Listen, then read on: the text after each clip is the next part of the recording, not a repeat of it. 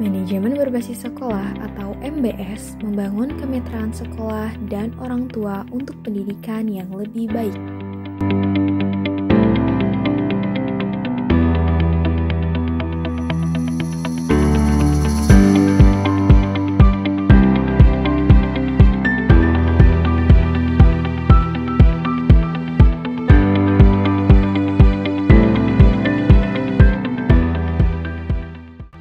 Apa yang membuat sekolah dapat berjalan secara efektif?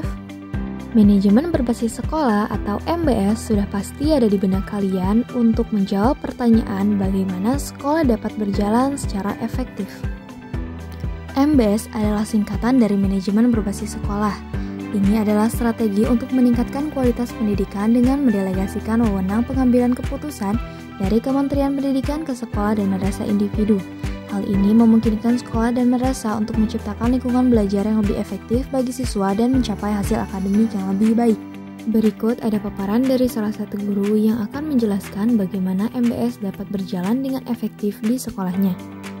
Kami sebagai guru dan staf sekolah memiliki kompetensi yang memadai untuk melaksanakan tugas dan tanggung jawabnya dalam konteks MBS dengan menekankan partisipasi aktif dari semua pihak termasuk kepala sekolah, guru, siswa, orang tua, dan masyarakat sekitar.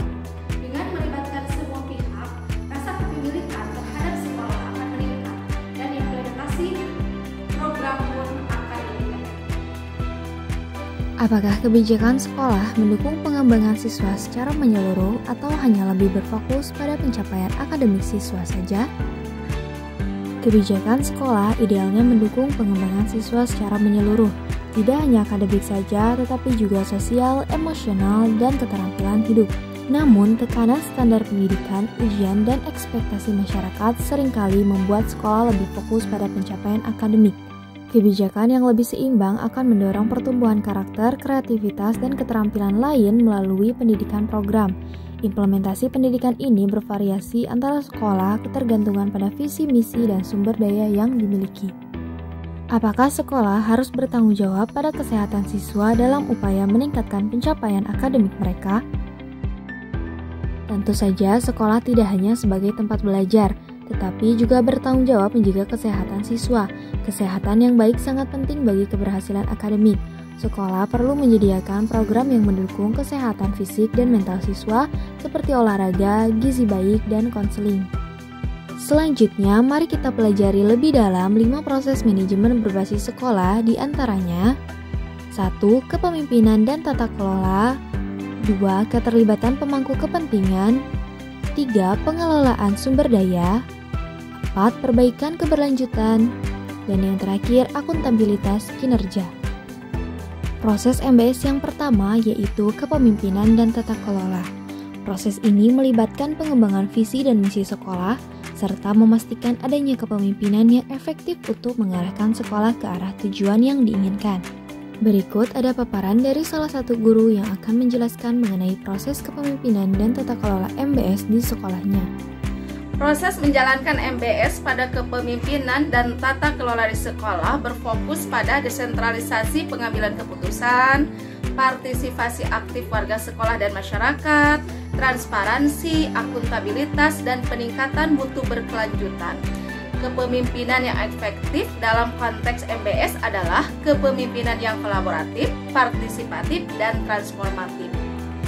MBS menekankan pada desentralisasi pengambilan keputusan dan partisipasi aktif seluruh pemangku kepentingan atau warga sekolah dan masyarakat untuk mencapai peningkatan mutu berkelanjutan melalui pengelolaan yang transparan dan akuntabel.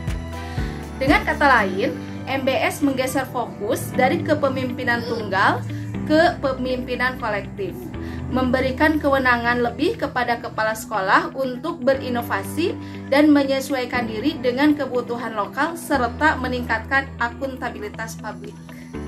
Proses yang kedua pada MBS yaitu keterlibatan pemangku kepentingan. Proses ini melibatkan semua pihak yang terkait dengan sekolah seperti guru, siswa, orang tua, komite sekolah, dan masyarakat dalam pengambilan keputusan dan pelaksanaan program. Kami melihat siapa saja pemangku kepentingan sekolah seperti guru, siswa, staf, orang tua, dan lain-lain. Lalu melibatkan pemangku kepentingan dalam perumusan visi, misi, tujuan, dan program sekolah melalui musyawarah dan didiskusikan yang melibatkan pemangku kepentingan dalam evaluasi program dan umpan balik untuk perbaikan di masa mendatang. Dan yang paling penting yaitu menjaga komunikasi yang baik dan diberikan informasi yang transparan kepada semua pemangku sekolah.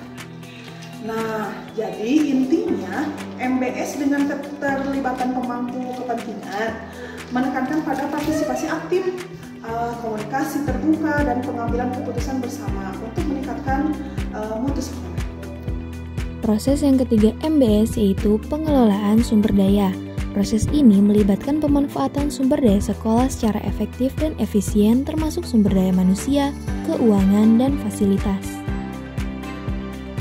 Dalam konteks MBS di sekolah kami diberikan otonomi untuk mengelola sumber dayanya secara efektif dan juga efisien. Dan semua itu pastinya tidak lepas dari keberlakuannya peraturan yang berlaku tentang sumber daya tersebut, di mana yang didukung oleh staf sekolah, guru, kemudian siswa maupun masyarakat di sekitarnya. Dan semua itu juga tidak lepas dari adanya informasi dari guru, dari data guru, dari data siswa, dan juga kurikulum, serta informasi-informasi yang lainnya yang menyangkut tentang MBS di sekolah kami. Proses MBS yang keempat yaitu perbaikan keberlanjutan. Proses ini melibatkan upaya untuk terus meningkatkan kualitas sekolah melalui refleksi, evaluasi, dan adaptasi terhadap perubahan. Secara rutin, sekolah kami mengevaluasi diri dengan melibatkan seluruh pemangku kepentingan untuk mengidentifikasi kekuatan, kelemahan, peluang, dan tantangan sebagai dasar penyusunan rencana pengembangan. Kemudian menyusun rencana pengembangan yang spesifik, terukur, dapat dicapai, relevan, dan berbatas waktu berdasarkan data hasil analisis akurat, mengevaluasi efektivitas program, dan merefleksikannya untuk mengidentifikasi area perbaikan, dan hasil evaluasi refleksi digunakan untuk memperbaiki program secara berkelanjutan.